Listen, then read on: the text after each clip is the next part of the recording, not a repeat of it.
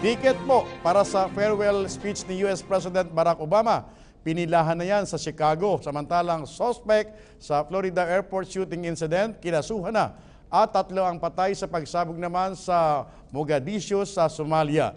Detalye na report mula kay Juliet Karangyan.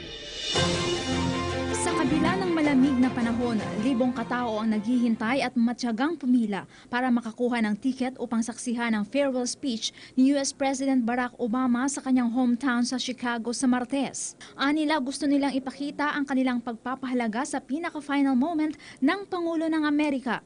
Sa pahayag ni Obama, ang okasyon na isang pagkakataon para magpasalamat sa kanyang panunungkulan at para na rin i-celebrate ang mga naging pagbabago ng Amerika.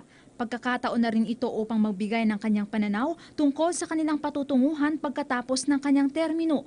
Mapapanood via stream live online ang farewell speech ng Pangulo kasama si First Lady Michelle Obama at Vice President Joe Biden. Kinasuhan na ang suspect sa nangyaring shooting incident sa Florida Airport noong Biyernes. Ang suspect ay nakilalang si Esteban Santiago, isang Iraq War veteran. Kung mapatunayang nagkasala, parusang kamatayan o habang buhay na pagkakabilanggo ang kanyang sentensya.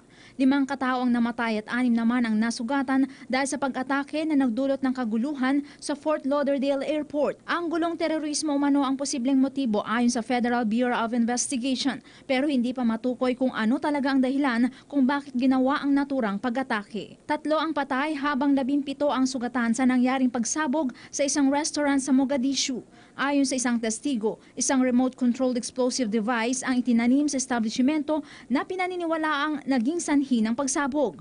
Naging popular ang pinangyarihan ng pagsabog dahil puntahan ito ng Somali soldiers na nakabase sa Mogadishu. Para sa PTV News, Juliet Karangyan.